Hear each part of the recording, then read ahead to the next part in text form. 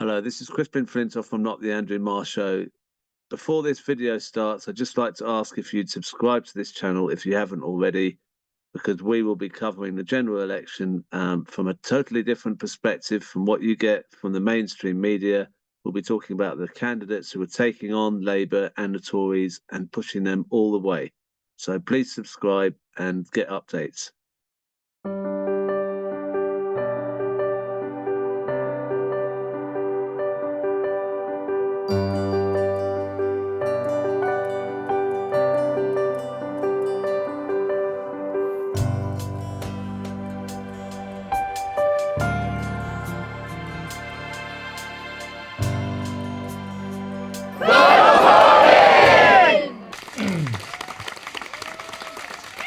Now, please welcome Palme d'Or winner, comrade, friend, inspiration, Ken Loach.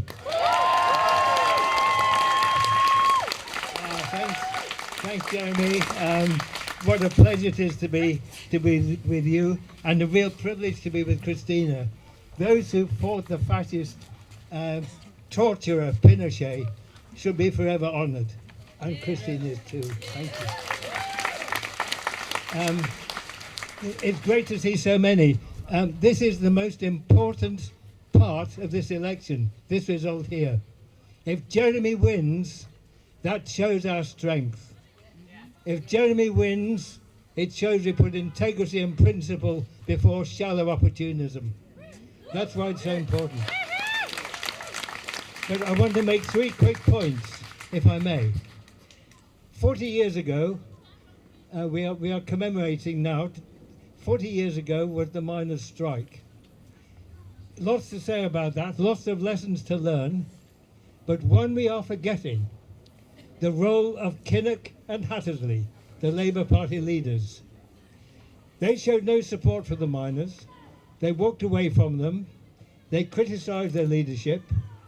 They provided division wherever they could. And their actions were correctly interpreted as rejection of the miners and the struggle they were engaged in. Now, that was bad enough, but what we are missing is this. Thatcher's programme was known. In the groups I was in, we were talking about it all the time.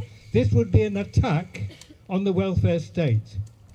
This would be an attack on public ownership of the public services, of the public infrastructure, and key industries: railways, steel, coal mines, water, gas, electric. Of course, the National Health Service. Of course, all the public services we need, education and so on. Kinnock and Hattersley must have known that. And when they chose the Tories, they chose a Thatcher victory rather than supporting the miners, because they didn't organise solidarity, they didn't organise the strength of the Labour members, they didn't organise solidarity action. They walked away, and their choice was to probably destroy the welfare state and the common ownership as a Labour project. Now just consider that. That is the depth of their treachery. And it is shocking when we remember that.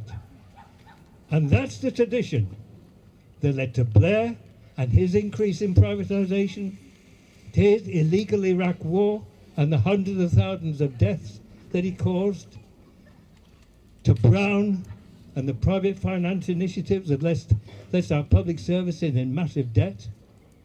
And now it's led to Starmer. And Starmer is in that tradition. Increased privatisation, destruction of whatever is left of a decent support for citizens, the arrival of food banks, the increase in poverty. And isn't it remarkable that in these so-called debates between Sunak and Starmer, you can't put a cigarette paper between them?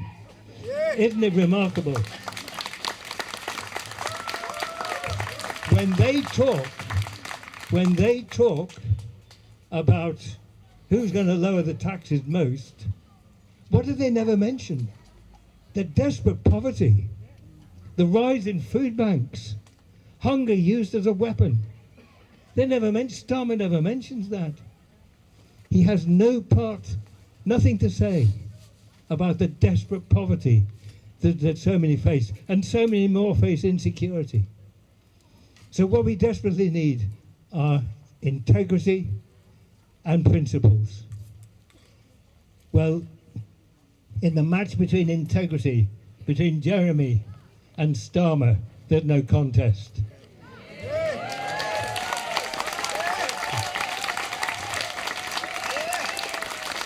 Christina has spoken eloquently about Jeremy's integrity. I've known him for many years, a good friend. I'd trust him with anything. He's a wonderful friend, a wonderful comrade, and I'm proud to stand alongside him. I trust him, absolutely, as do we all.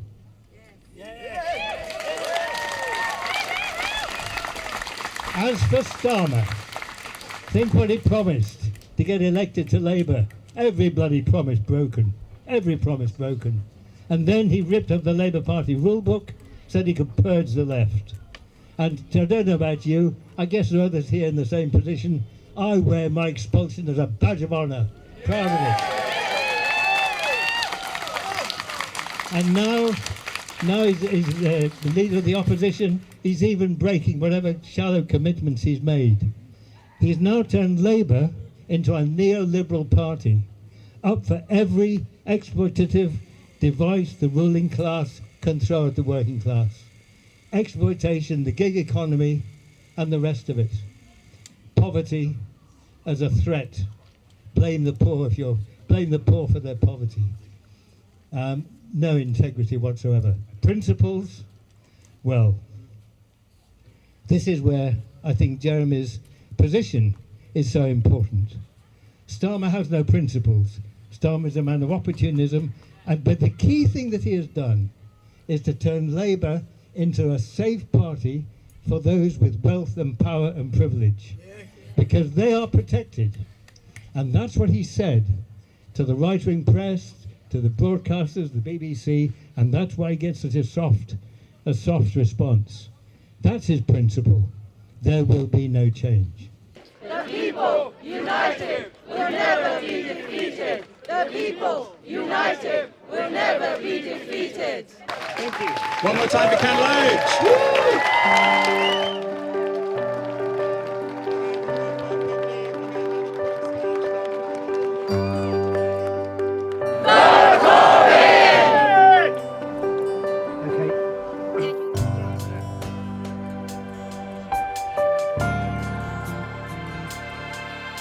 I'm wearing a badge to urge people to vote for Jeremy. It's important because Jeremy is one of the independents, the key independent standing in this election, in whose integrity we can have absolute trust, whose principles are the principles of social justice, collective endeavour, common ownership, public services that have no space for profiteers, particularly the NHS, well, all the services, but it's so marked in the National Health Service. For universal human rights, for the rule of international law, calling out the war crimes in wherever they are, particularly now in Gaza, where Starmer and Sunak are identical in tolerating the sale of weapons to Israel to continue its crimes against the Palestinians, which we all can see, the United Nations can see, people in the world can see. The only people who can't see it is Keir Starmer and his right-wing pal Sunak. So Jeremy's principles are the principles that I think we need for a just, sustainable society. And we need these back on the political agenda. We need, that's why the independents, the several key independents are so important. And Jeremy is clearly the main one of the independents. Andrew Feinstein standing against Starmer is also very important. There are many others too. We need those ideas back in politics. It's a long tradition. I trust Keir Starmer as far as I could throw him. As you can see, I've got a stick now, so I can't throw the wretched man very far. So he's how can you trust a man? He betrays everything he says.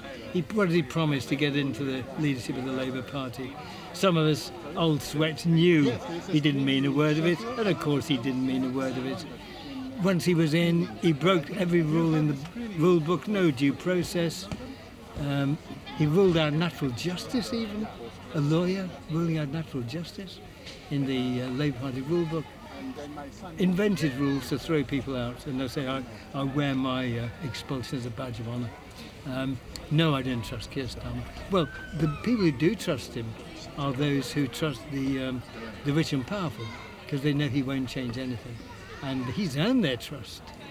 He's earned their trust because he will do whatever level of exploitation, whether of people who work or our resources across the world, the natural resources of the world, to use, to exploit, to keep their profits intact.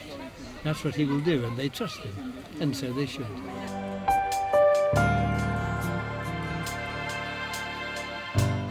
I think he's declared his hand now. I mean, Labour is now a neoliberal party. And yes, there'll be a few odd adjustments, but the substance of their politics, the driving force, is the success of capitalism. They think that, and their idea is, well, then we get the taxes, then we can pay for public services. But capitalism has its own rules and its own imperatives, and is in its own crisis. So there's no, that's the problem they face. Who knows what will happen? The one thing we do know is that he is loyal to the demands, the imperatives of business. That's his one guiding principle. I think the best we can hope for in the general election are some good independent MPs who can make a group committed to the principles that we've spoken about and really call out both Sunak and Starmer and their hangers-on. Because we need that voice, we need that back at the centre of our politics. We need those ideas articulated. And after the election, whatever the result, and let's hope Jeremy wins and others too, whatever the result, we need those ideas back at the front of our politics. So that's a challenge for all of us.